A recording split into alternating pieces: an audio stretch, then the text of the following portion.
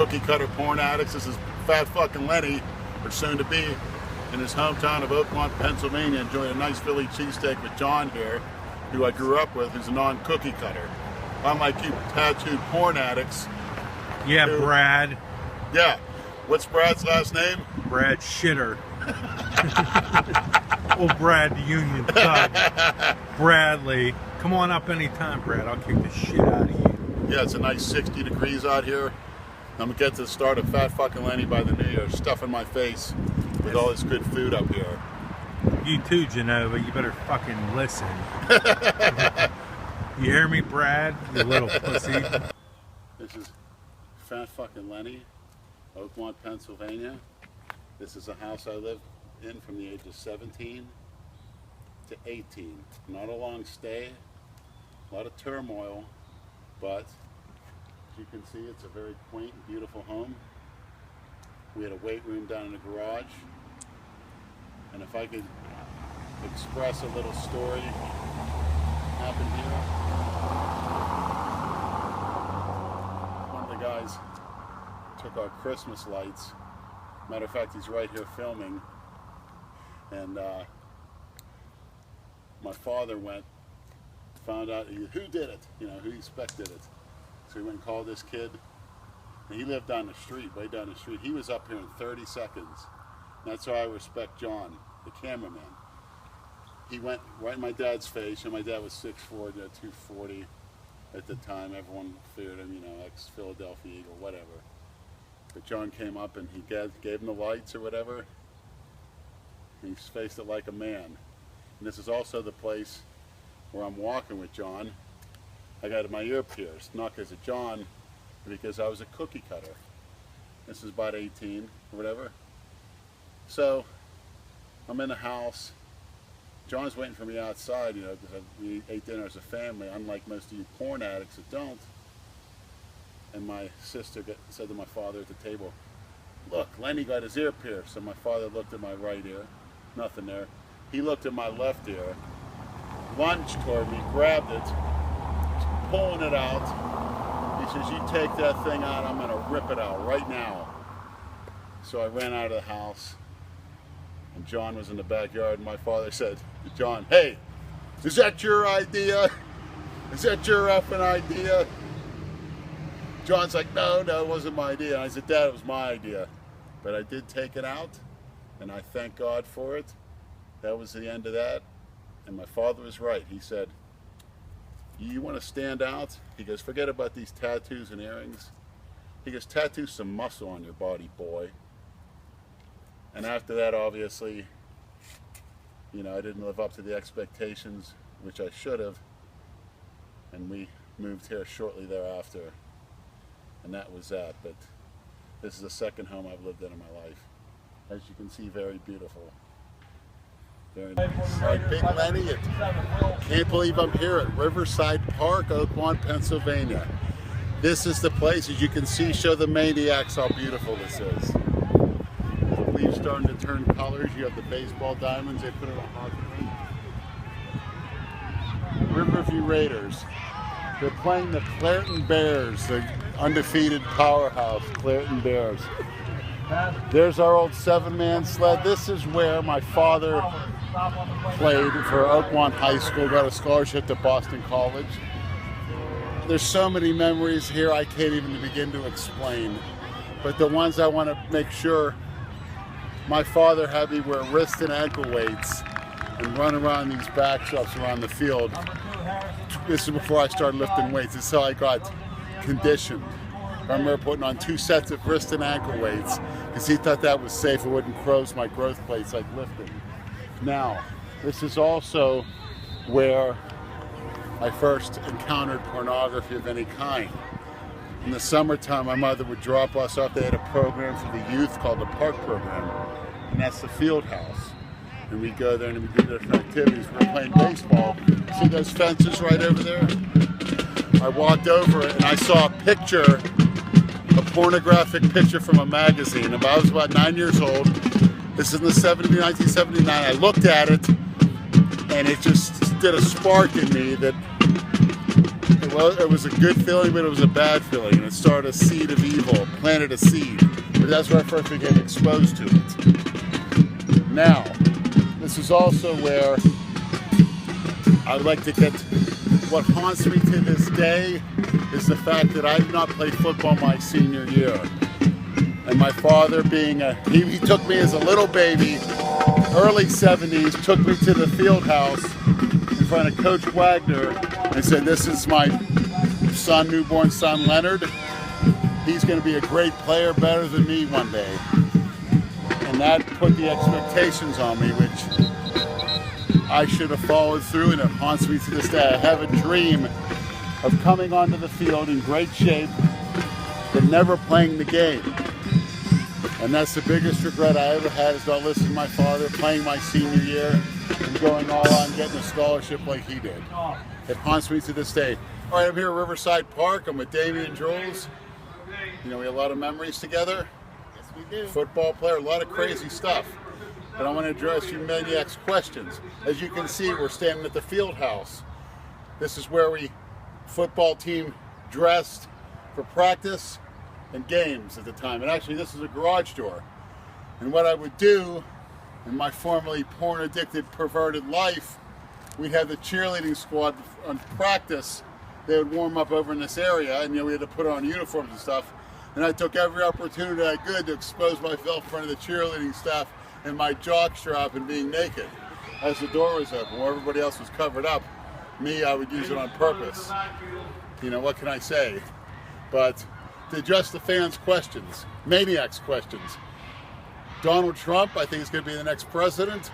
I like how he doesn't kiss ass. He's not a politician. And he's what a man's supposed to be. What you people have forgotten or never seen of what a man's supposed to be. This is a man's world. The world is ruled by blood and iron, always has and always will be. Everyone wants to see a woman of this or that. No. We need real men, solid men coming through. I don't care what color. He's one of them. Now, getting back to Obama, hey, what kind of a man is he? Did he ever fight? He seems like kind of like a wimp, like a kiss ass and a bullshitter. Opposite of what the what a misfit is. His record speaks for itself. You know, is he going to stand on his own 2 feet? No. Enough said about him. Let's talk about Bruce Jenner. Hey, you got to admit, Bruce Jenner's not a cookie cutter. He's doing what he wants, probably for financial gain.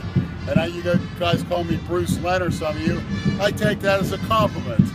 And to tell you the truth, you know, he doesn't look half bad for 68 years old. Now, getting back to, did I ever lose a fight? Yes, I did. I lost a fight right. Look to the left. That was our practice area. It was a football fight I lost with assistant coach John Kappa, who's actually right over there. And his mother is standing right there, see? You know, I was defensive and he was tight and he was trying to block me. He did block me, so I came after him, punched him underneath the face mask, really couldn't get underneath there.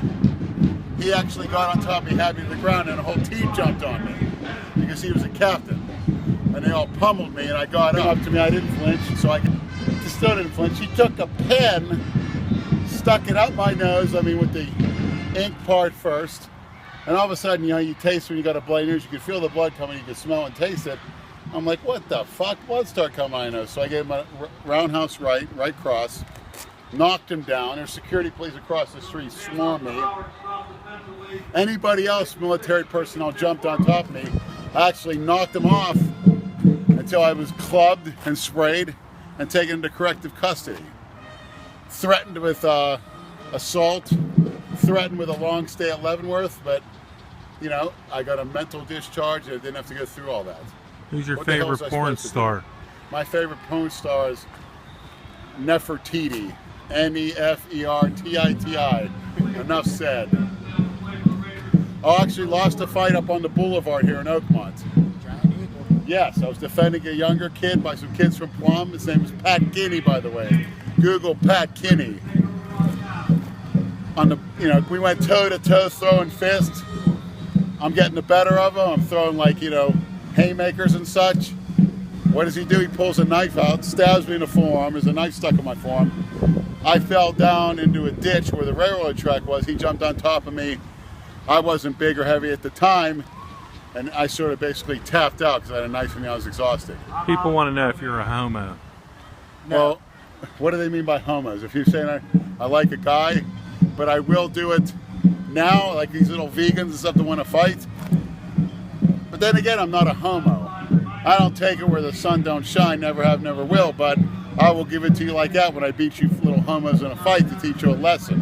And it's the best thing that ever happened. Now let's get back to this. Everyone probably does, you didn't ask, but yeah. How many about this tranny thing? Well, Damien, if you care to explain Liberty Avenue and when I first We were saw kids. Yeah. Lenny About thought 17, high school age. Lenny thought this brick shit house was a woman. We used to go downtown on the bus, Liberty Avenue in Pittsburgh. I was 17. Didn't know what that was, had no clue. There's this black woman in the big leather boots, dressed to the kills, gorgeous. I mean, this is the Adam's 80s. apple the size of a softball. But I didn't see that. But also had tits and ass from walking down, and a whole bunch of them like that. And you were talking to her, and she's saying you're going to make some chitlins or whatever, female voice. And everyone's saying that's a guy. I said, no freaking way. That was the most gorgeous, sexiest woman I ever saw. What can I say? Her name was Dana. As you can see those two windows at the bottom? That was our weight room. That was called a basement. Unlike in Florida, they don't have them. He had the old York barbell set. He actually had from our trainer, Tim Anderson at the gym. He got that from his brother Tank, who was given that by the legendary coach Chuck Wagner of Oakmont High School and Riverview High School. Google Chuck Wagner, maniacs. Probably the longest tenured coach in history. Right there was the weight room. He'd open those doors up in the summer. Hot as hell in the summer, freezing cold in the winter. And my father was there 7 days a week. There was no such thing as overtraining. And he'd lift, and he would grunt and groan every night after dinner. And he'd take a shower and go to sleep. But that's where it started for me, right there at age 13. Many a workout pumping up right in that dungeon right there. Also, we had a tree here. It's not here anymore, obviously. I haven't lived here since 1987. Where he'd hang a punching bag, one of his heavy bags on. He'd punch it after work, come home, take his suit off, punch it without bag gloves. His knuckles were bloody. I mean, that's a businessman for you. But he always talk about bullet board material. He'd always tape something up from the paper from the local high school pros. Say if you see somebody going to a dance or doing some cookie cutter material, he'd post it up. And when I was a kid, he'd say, look at that. He goes, this person's out having fun. He goes, you're in the weight room. He goes, you think about that at practice. When you get that son of a bitch on the field, you're going to let him push you around, take your position, eat your lunch. And that was the advice I didn't follow through with, we're going to get to later. And it haunts me to this day. But let's finish off right here. Before I was able to lift weights, my workout was very simple. It was this. Running up and down this hill. Up and down, up and down, up and down. 20 rotations a day, every day, rain, snow, whatever, heat, mosquitoes, wasps, whatever. Run up and down as fast as you can. He wanted to see it, and he wanted to make sure my brothers and sisters made sure I did. Me and my brother did that. And I remember a funny story one time, and sometimes he'd bring the weights out here when I was a kid, and he'd lift right out here in the sun. And one time the barbell was it had a plate on her. It rolled down this hill, and that's Halton Road. That's a busy road. It rolled right down the hill, a barbell, and we were chasing after it. I was maybe 10 years old. Funniest thing ever. Luckily, a car swerved out of the way, went on the sidewalk. Yes, imagine that fucking Lenny. We're at the Golden Corral in Penn Hills, Pennsylvania. We just got done. Had to go to LA Fitness the last time. Real cookie cutter gym. Did legs, but I'm 8 days out from the Ruby Classic. Got on a scale. I weighed 47 pounds over what I weighed in last Friday night at the check-in. So that's a 47-pound weight gain in 1 week. This, Golden Corral buffet style. This is my 13th plate. The first 10 or 11 had at least a steak, a baked potato, mac and cheese, spaghetti and meat sauce, Caesar salad with dressing, bacon bits, loaded baked potatoes with butter sour cream chives, bacon bits, corn on the cob, fried chicken, This is my 14th glass of ice water, and I decided to make the last plate a dessert plate with 3 slices of apple pie, chocolate covered strawberries, 6 of those, 15 chocolate chip cookies, 7 brownies. As you can see, this is the remains. I'm going to try to finish and actually get 2 more, but I'd like to show the viewers, see how Godzilla's been coming along. Show it with my side view. So, remember, this is about 20,000 calories. As you can see, I was told I was the most shredded guy in the show, and here's 8 days later. But I feel pumped to the gills, and I'm looking forward to coming back Tuesday, hitting the iron, and hitting it hard. But tell you what, the pumps are atrocious, absolutely atrocious, from eating all these carbohydrates and all this junk. But I plan on putting a stop to it. And you know, I can't even think. It's just what it does to your brain. You know, my clear, malevolent thought is gone right now. My brain is functioning on the length of a cookie cutter porn ad, but thank God I haven't done any of that stuff. So, looking forward to see all the guys. Synthol Mark, Andrew the cameraman, Jason Genova. Big Rich, I heard you had an incident where they had 3 cops take you out of the gym. Wish I was there. Wish it was on film. Hope it was on film. Can't wait to see it. Koth Andrew, my trainer, and Jay Masters, my co-trainer, as well as Mark. Looking forward to pumping the big weights with the Michigan, the Motor City, I can't even think, the Motor City Madman coming back for some big lifts the next couple months. But I promise the viewers I'll be a 400-pound fat fucking Lenny by January 1st. Brad, save the best for last. Quite a few guys up here claim you're the oldest living Civil War general. And they say, what do you say? Just look at his face. Picture him in a Union Army officer uniform, strutting around. And they said the first thing you did after you guys won was give Abe Lincoln a blowjob. That's coming from them. That's coming from the Pittsburgh maniac. So, but you do. You look like a Union general. Just we should get you. We need to get Brad. All viewers, send him, especially from the South. You have any old Union, or from the North rather, any old Army uniform? Send it down for Brad, and he'll wear it. All right. We'll see you guys hopefully this week or next.